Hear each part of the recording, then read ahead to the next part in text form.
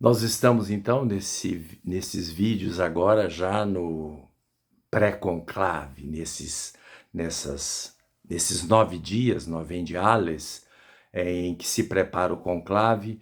Eu também gostaria de fazer alguns comentários. Eu passei por vários conclaves na minha vida. Eu ouvi quando eu tinha 10 anos a morte do Papa Pio XII, a eleição do Papa João XXIII, que foi completamente inusitada. Depois de João XXIII, a morte do Papa João XXIII e a eleição do Papa Paulo VI. Depois da morte do Papa Paulo VI, Paulo VI eu estava em Roma, não quando ele morreu, um pouco antes da sua morte, 1975, ele morreu depois. A morte do Papa Paulo VI e a eleição do Papa João Paulo I, que ficou 1 mês e 3 dias no pontificado. Depois da morte do Papa João Paulo I, aí veio o João Paulo II, esse que foi o Papa da minha história de vida, quase toda, né? Toda jovem, digamos assim. O João Paulo II teve um pontificado longo. Aí os últimos papas dos últimos tempos, João Paulo II, seu falecimento, depois a eleição do Papa Bento, depois a renúncia do Papa Bento e a eleição do Papa Francisco, e agora a morte do Papa Francisco, e vamos ver o que vai acontecer. Eu falei do cardeal Pietro Parolin, que é o que está em primeiro lugar na lista dos favoritos. Eu disse que tem 90% de coisas a favor dele, mas sempre existe uma coisa contrária. Em primeiro lugar, ele foi muito exposto nesse período da doença do Papa e depois, na morte não, mas na doença, desde que o Papa, nos últimos meses, digamos assim.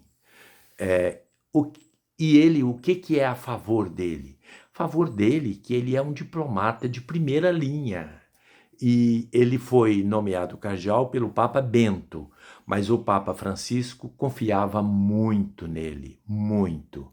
E ele tem um perfil assim de grande dedicação, ele teve uma grande dedicação ao Papa Francisco durante todo o seu pontificado, e principalmente quando ele se transformou em colaborador direto do Papa Francisco, portanto, ele tem esse selo do Papa Francisco como sendo, indicando que ele é um favorito. Ele é favorito também por causa do mundo que nos rodeia hoje, que precisa de um Papa que seja diplomata, que possa lidar com governos de tudo quanto é tipo, né?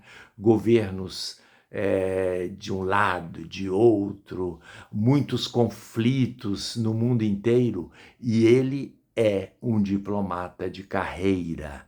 E isto facilita muito se a igreja hoje precisa de uma interlocução com os estados, os países, os governantes, para tentar chegar, pelo menos, a uma mediação de paz, né? Enquanto possível, ele seria o indicado. Um homem bom, um homem, digamos assim, santo, e, portanto, tudo isto pesa a favor dele. O que pesa contra ele são, eu diria, vamos dizer assim, primeiramente duas coisas, não sei se eu vou lembrar uma terceira. A primeira coisa, ele não é propriamente um pastor. Ele sempre, o seu ministério foi sempre na diplomacia. Ele não foi bispo de uma diocese, enfim, ele nunca governou pastoralmente. Ele sempre foi um diplomata. E isso pode pesar contra ele, porque quase todos os últimos papas, né? Você pega. Bom, Vamos começar dos papas modernos, né? O Papa Paulo VI, arcebispo de Milão, Papa João XXIII de Veneza, Papa João Paulo II de Cracóvia, o Papa Bento XVI trabalhou no Vaticano, mas foi arcebispo na Alemanha, a cidade do sul da Alemanha, agora eu esqueci o nome, uma cidade que eu até conheço, né? Mas eu vou lembrar. Foi arcebispo, né? Trabalhou em paróquia, né? E o Papa Francisco foi arcebispo de Buenos Aires. E ele não. Então isso pode ser alguma coisa que pese contra. A outra coisa que pode pesar contra ele e que haverá alguns cardeais no conclave que vão ser contra ele foi o famoso acordo que ele fez com a China comunista, porque ele fez um acordo da igreja, uma concordata, digamos assim, entre o governo chinês e o Estado do Vaticano, em que ele se permitiu que o governo chinês aceitasse a Igreja Católica Romana como uma igreja com liberdade, uma liberdade relativa, desde que o governo chinês aprovasse a nomeação dos bispos.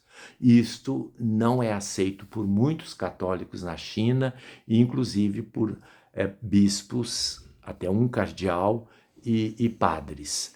Isto pode ser um elemento dificultador. Ele se defende dizendo que foi a melhor forma que ele encontrou para evitar uma perseguição aos católicos chineses. E o Papa Francisco aprovou o acordo com o governo chinês. Isto pode ser pesar contra ele.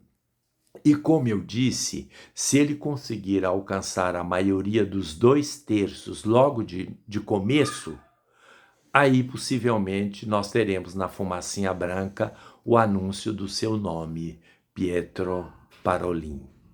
Na verdade, o nome que se diz é Pietro, cardeal da Santa Amada Igreja, e o sobrenome Parolin, que escolheu como nome do seu pontificado, ninguém sabe, pode ser que seja Francisco II.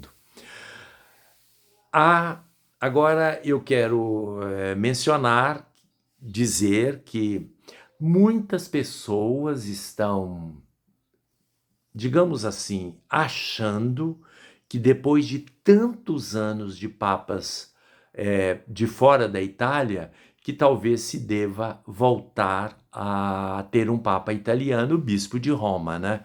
Ter um papa italiano. Se for este o caso, aí nós vamos depois falar de alguns papas, de alguns cardeais italianos que têm alguma chance de conseguirem os 2/3. Tudo que nós estamos falando aqui, pode não ser nada. Alguns princípios a gente pode observar, aquilo que eu falei. Conclave rápido é quem a gente espera.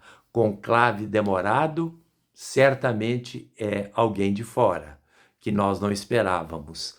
Então, fica aí este vídeo aí com alguns critérios gerais para o conclave que vai começar no começo de maio, logo depois do último dia dos Novendiales. Grande abraço.